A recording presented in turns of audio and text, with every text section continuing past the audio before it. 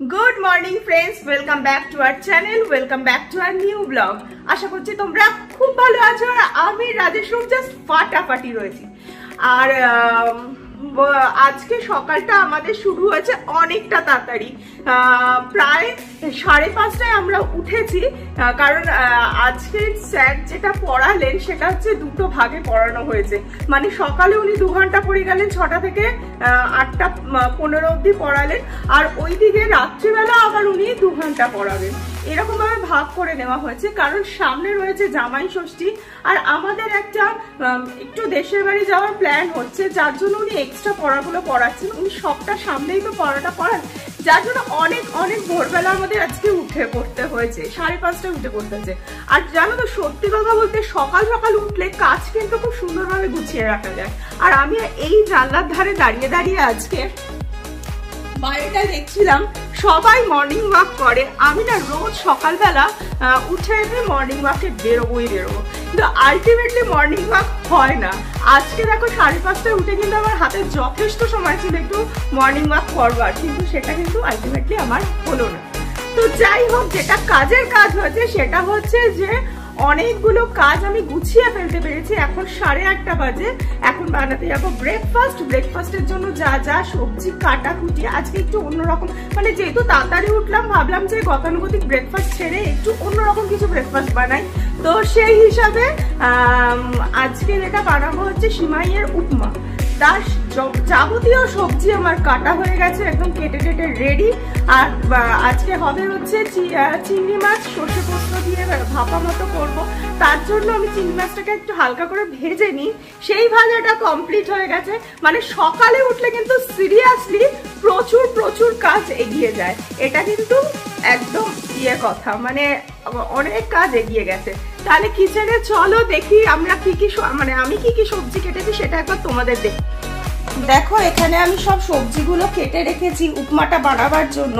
এখানে ছোট ছোট করে গাজর কেটে রেখেছি, ফুলকপি কেটে রেখেছি, টমেটো কেটে রেখেছি, কিছুটা কড়াইশুঁটি মানে ফ্রিজে ফ্রোজেন ছিল সেটা বার করে রেখেছি, পেঁয়াজ এখানে কুচি করে রেখেছি। এখানে এই যে দেখো সিমাইয়ের উপমা বানাবো, সেই জন্য এই সিমাইটাকে আমি এরকম কড়াইয়ের মধ্যে হালকা করে মানে নাড়িয়ে নিয়েছি, শুকনো কড়াইতে, এমনি জাস্ট কড়াইটা গরম করে এর মধ্যে নাড়িয়ে নিয়েছি। এইদিকে দেখো আমার চিংড়ি মাছ করে ভেজে আমি রেখে দিয়েছি। তার মানে বুঝতে পারছো তো আজকে কত কাজ আমার এগিয়ে গেছে। আর সবচেয়ে বড় কথা, সিমাইয়ের উপমাটা যে বানানো হবে সেটার জন্য আমি বলেছিলাম রাজেশকে একটু কারি পাতা এনে দিতে। ও সকালবেলা 7টার সময় নিয়ে এসে কারি পাতার গাছ প্রায় তুলে নিয়ে এসছে। লাগবে আমার 4 থেকে 5 খানা কারি পাতা, তার জন্য পুরো গাছ তুলে নিয়ে এসছে। আর আগে আমি তোমাদের সাথে শেয়ার করেছি যে রাজেশের কারি পাতা খুব একটা ভালো লাগে না, কিন্তু আজকে বেসিক্যালি এই যে ডিশটা আমি বানাবো, মানে ব্রেকফাস্ট আমি বানাবো, ওটা কারি পাতা ছাড়া চলবেই না। তো যার জন্য কারি পাতাটা লাগবেই। আর ও পুরো গাছটা তুলে নিয়ে চলে এসে। এবার তোমরাই বলো, যদি আমি কারি পাতা রান্না করি সেটা কি আমার দোষের হবে কোনো? আর এইখানে দেখো আমি দুধটা ভিজিয়ে রেখেছি। আজকে ভাবছি যে এই সিমাইটা দিয়ে না অন্য একটা সিমাই দিয়ে পায়েস বানাবো। তাহলে চলো আগে ঝটাফট ব্রেকফাস্টটা করে নিই, কারণ রূপ সেই অনেক সকালে উঠেছে। 5:30টায় আমরা চা বিস্কিট খেয়েও জাস্ট মানে খেয়েছি আমরা, আর ওইটা খেয়েই পড়তে বসে গেছে। তাহলে চলো আগে আমরা, মানে আমি আগে ফটাকসে ব্রেকফাস্টটা বানিয়ে নিই, তারপর তোমাদের সাথে আবার কথা বলছি। তবে আজকের ব্রেকফাস্টটা কিন্তু তোমাদের সাথে শেয়ার করবো যে কিভাবে আমি সিমাইয়ের উপমা বানাই।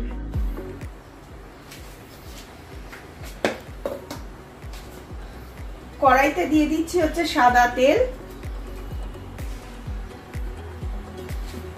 এখানে আমার তেলটা গরম হয়ে গেছে, এতে দিয়ে দিচ্ছি সর্ষে,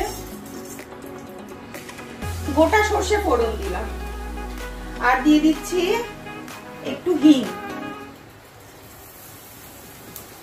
হচ্ছে কাঁচা লঙ্কা কুচি।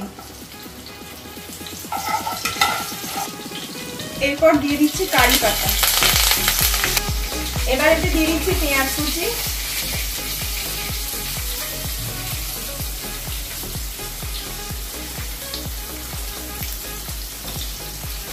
আরে সেবার থেকে কিন্তু সব কারি পাতার রান্না হবে, যতদিন না এই কারি পাতার গাছটা আমার শেষ হচ্ছে ততদিনই কিন্তু কারি পাতারই রান্না হবে। আমি আবার দিয়ে আসছি মাসি।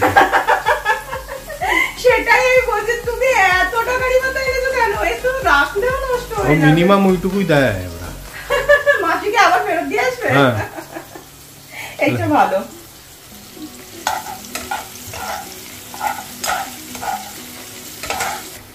এবার এতে সবজিগুলো দিয়ে দিচ্ছি, গাজর দিয়ে দিলাম আর ফুলকপি দিয়ে দিলাম। যদিও এই গাজর আর ফুলকপি আমি আমার ঘরে ছিল বলে আমি দিয়ে দিয়েছি, না দিলেও চলে।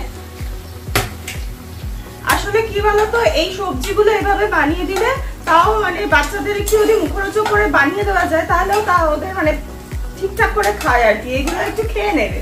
তো সেই জন্য যেটুকু ঘরে সবজি ছিল তাই দিয়েই করে নিচ্ছি।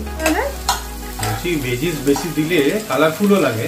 হ্যাঁ, কালারফুলও লাগে, ভালো লাগবে এরকম ভাবে। এই যে এরকম ইয়ে করে সবজি টবজি দিয়ে করলে না জিনিসটা দেখতে ভালো লাগে। এবার এতে টমেটো গুলো দিয়ে দিচ্ছি।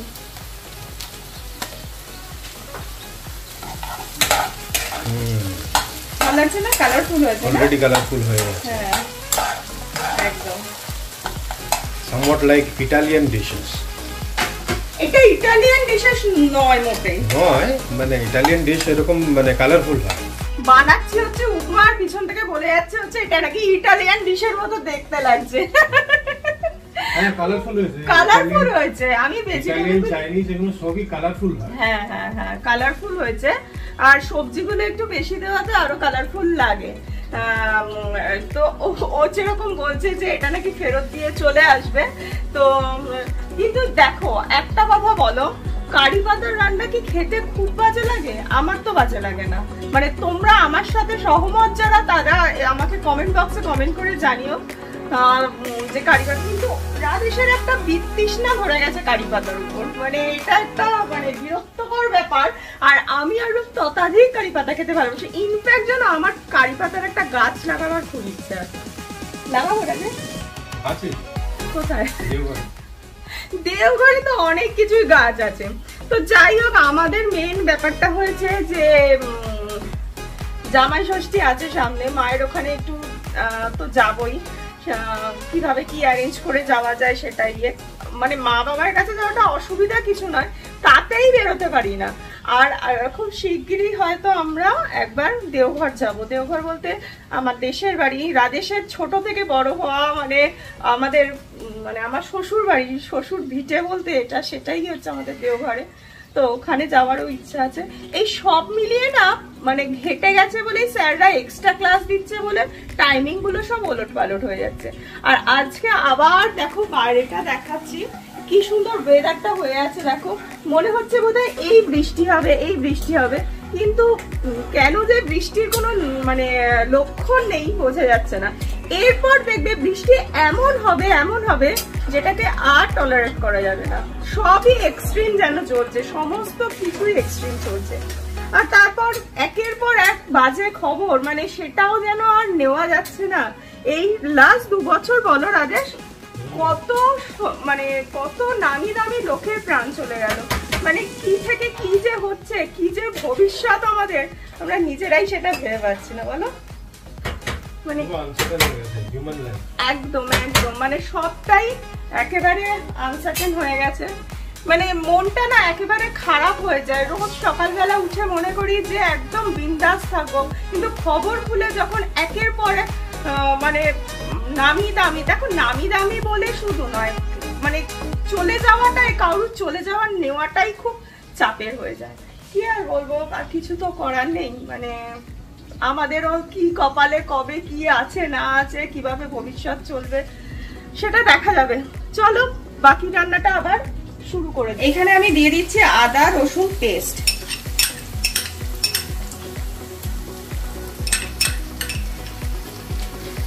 দিয়ে দিচ্ছি হলুদ গুঁড়ো, জিরে গুঁড়ো, ধনে গুঁড়ো।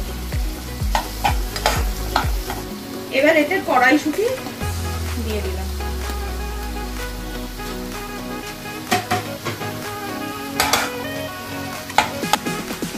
দিয়ে দিচ্ছি স্বাদ মতো নুন। এবার সিমাইগুলো আমি দিয়ে দেবো। এখানে আমার ভেজিটেবল গুলো মোটামুটি সেদ্ধ হয়ে গেছে। যেটা আমি আগে থেকে একটু রোস্ট করে রেখেছিলাম সেটা দিয়ে দিলাম। আর যারা এরকম রোস্ট কিনবে তাদের তো আর রোস্ট করার দরকার লাগবে না, আমি ওরকম রোস্টেডটা পাইনি সেদিন।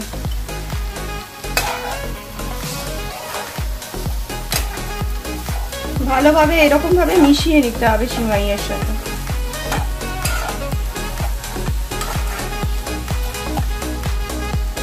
উপর থেকে একটুখানি টমেটো কেচাপ দিয়ে দিলাম, তবে এটা আমি দিলাম, না দিলেও চলে কারণ টমেটো অলরেডি দেওয়া রয়েছে।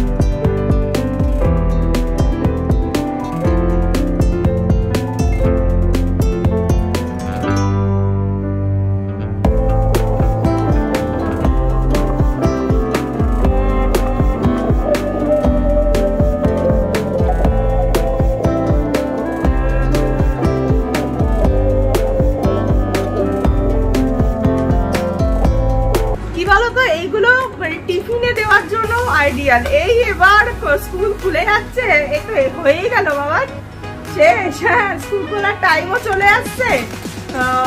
এই মান্থেরই তো মিডিল থেকে সব স্কুল খুলে যাবে, মানে অ্যাটলিস্ট রূপরে ডিপিএস এর তো ওই স্কুল তো খুলেই যাবে। তো সব মিলিয়ে এবার এই সকালবেলা উঠে টিফিন বানাও, এই কর ওই কর, এটা কিন্তু একটা খুব ভালো টিফিন রেসিপি বাচ্চাদের দেওয়ার জন্য। ভেজিটেবল গুলো পেটে যায় ঠিকঠাক ভাবে আর ভালো করে এনজয় করে খায়। মানে রূপ হচ্ছে খাদ্যরসিক, রূপের বাবা, আমি তিনজনেই আমরা খাদ্যরসিক, যার জন্য যখন ওরা বললো যে ভালো লাগছে তো এটা টিফিনে ডেফিনেটলি দেওয়া যাবে। তো ব্রেকফাস্ট আমাদের কমপ্লিট। ব্রেকফাস্ট করতে করতে আমাদের যেটা কাজ থাকে একটু জমিয়ে আড্ডা মারা হয়, কারণ সকালে আজকে চায়ের টাইমে আমাদের আড্ডাটা জমেনি। তো সেটা করতে করতে একটু সুখ দুঃখের গল্প সব মিলিয়ে সবকিছু হলো। আর যেটা বললাম, এখন আমি বসিয়ে দিয়েছি হচ্ছে আপলোড করবার জন্য ভিডিওটা, মানে গতকালের যে ভিডিওটা সেটা যেটা আজকে তোমরা পাবে সেটা আপলোডে বসিয়ে দেওয়া হয়েছে। আর এখন আমি কিচেনে ঢুকছি। কিচেনে আমি ওই ব্রেকফাস্ট হওয়ার আগেই না যেটা করে গেছিলাম সেটা হচ্ছে সর্ষে পোস্তটা বেটে গেছিলাম, যার জন্য মিক্সিতে ঘুরিয়ে গেছিলাম।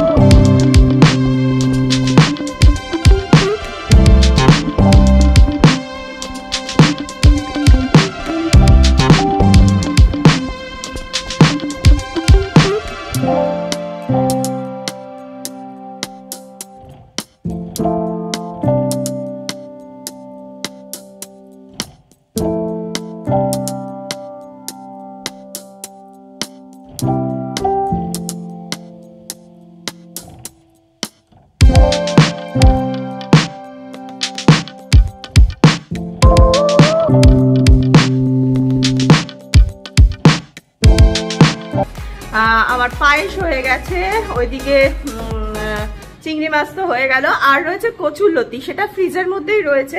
কালকে আমার এখানে একজন বোন, সে আমাকে কচুরলতি দিয়ে গেছে, যার জন্য এটা দিয়ে পুরো ভাতটা খাওয়াই হয়ে যাবে। এটা মানে ভালো খাওয়ার আর কি।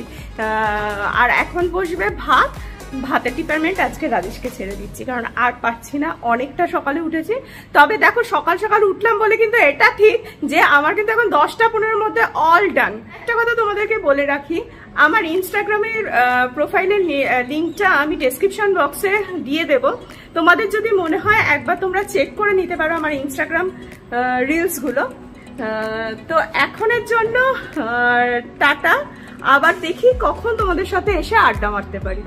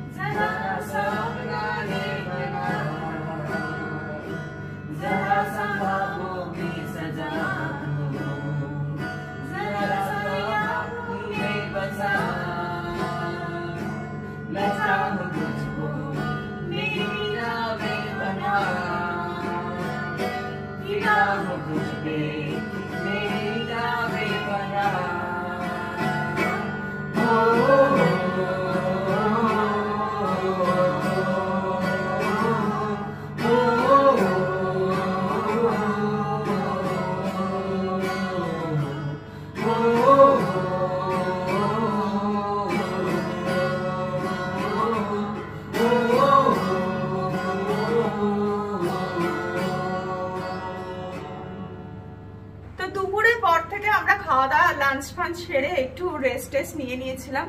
ইনফ্যাক্ট সন্ধ্যেবেলায় তো সেরকম কিছু দেখানোর ছিল না, জাস্ট আমরা চা বিস্কিট খেয়ে একটু রিল্যাক্স করতে হতে হঠাৎ এই সব সঙ্গীত শিল্পীদের কথাই মনে করতে হতে হঠাৎ মনে হলো চলো কেকের একটা গান গাওয়া যাক। তো আমরা একটু চেষ্টা করলাম ওনাকে একটু স্মরণ করে।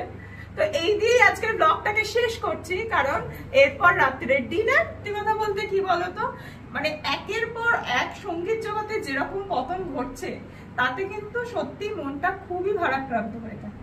তাহলে চলো, সুখ দুঃখ নিয়ে জীবন থাকে, সেই জীবনের আরেকটা দিন, আরেকটা সকাল নিয়ে তোমাদের কাছে আবারও চলে আসবো। আজকের জন্য গুড নাইট।